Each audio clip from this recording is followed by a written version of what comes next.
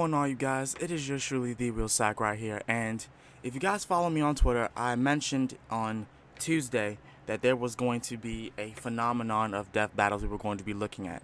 Of course, I've already watched a lot of these death battles, but I mainly just wanted to rewatch them and just, look back at how many death battles I've been watching over the years. Like, it's crazy to say that it's over the years, because these death battles have been going on since, man, I forget, but they've been going on for a while, and ever since I watched the first one, which was this one in particular, I've loved them immensely. But without further ado, this is Batman vs. Spider-Man, DC vs. Marvel Death Battle Rewatch, or like, what was I going to say? Like a rehash or whatever. But yeah,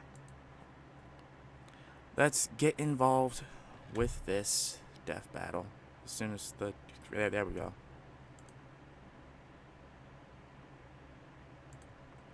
Come on. This episode of Death Battle is brought to you by Audible. There we go.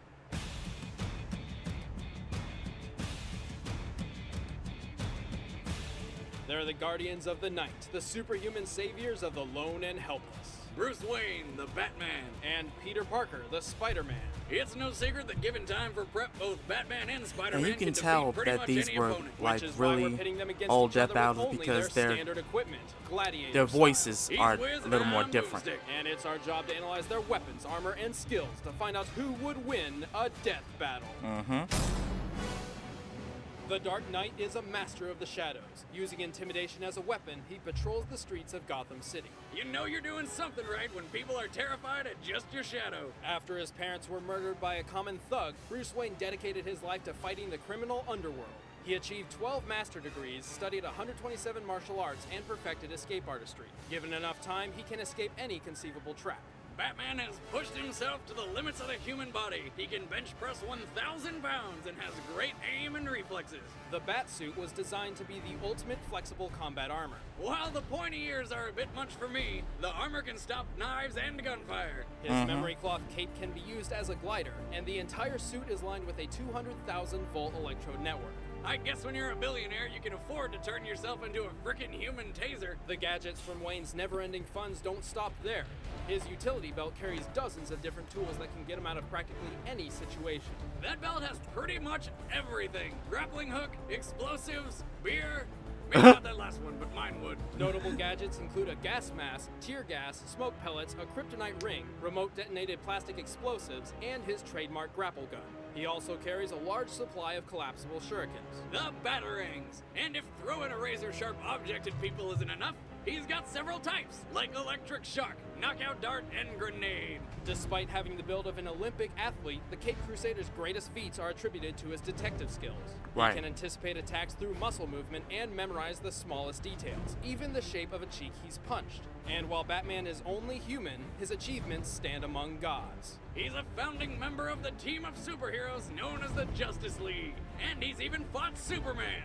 But while Wayne has no exploitable weaknesses, he is not perfect. His mental stability has often been called into question. Well, let's see. His parents were killed in front of him as a child. He uses his money to beat the shit out of people dressed as a giant bat, and keeps employing 12-year-old sidekicks. Yeah, he's clearly not all there. But he is a survivor. He endured being broken in half, fighting the other members of the Justice League, complete disintegration, and being stranded in the past as a living time bomb of galactic destruction. Wait, what? Yet he somehow that happened every time. Why? 'Cause he's the goddamn Batman. Where are you? That actually happened. He was in different timelines. I'm like, what? Spider-Man protects the streets of New York City. Once Peter Parker was a wimpy nerd with no friends. Then he got bit by a radioactive spider that gave him weird bug powers.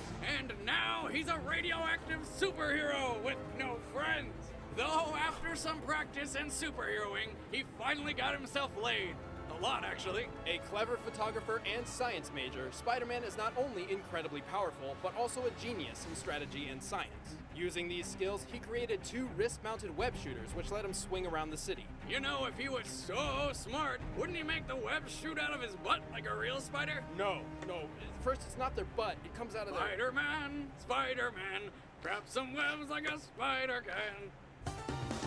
Each web shooter cartridge can hold a large amount of pressurized web fluid And so can his girlfriends.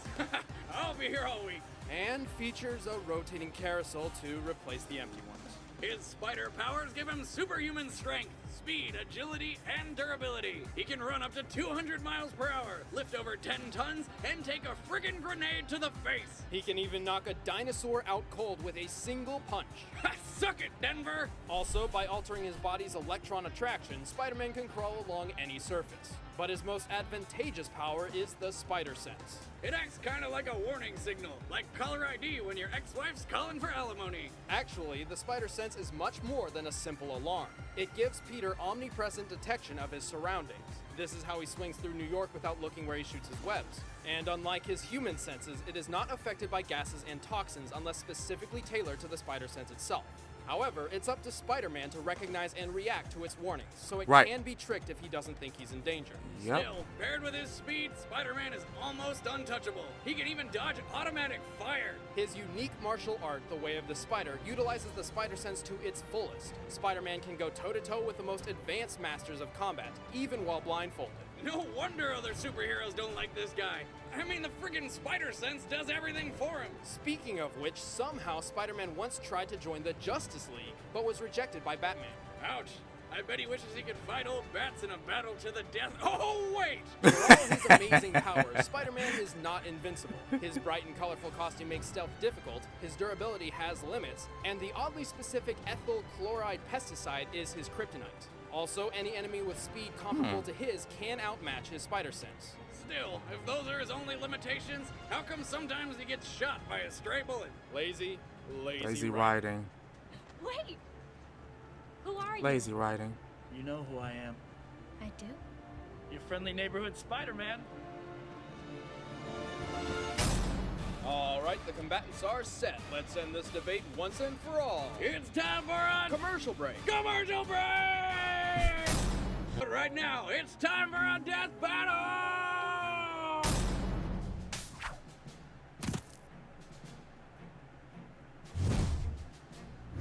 You got a black belt and stupid if you think you're gonna beat me. Fight. Man, this fight was awesome. That's all I got to say. This fight was so good.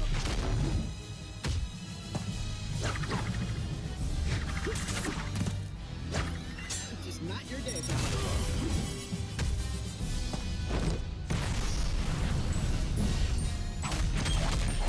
Oh man.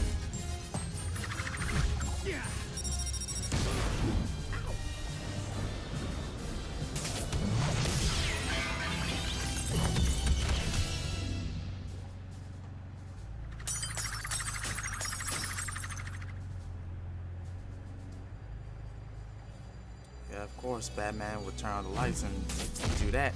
But that didn't work.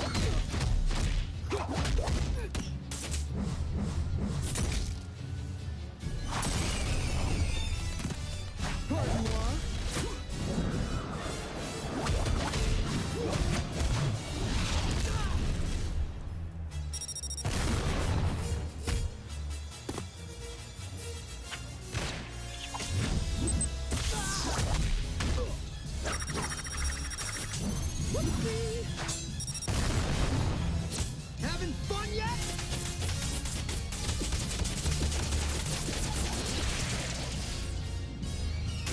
It's all or nothing.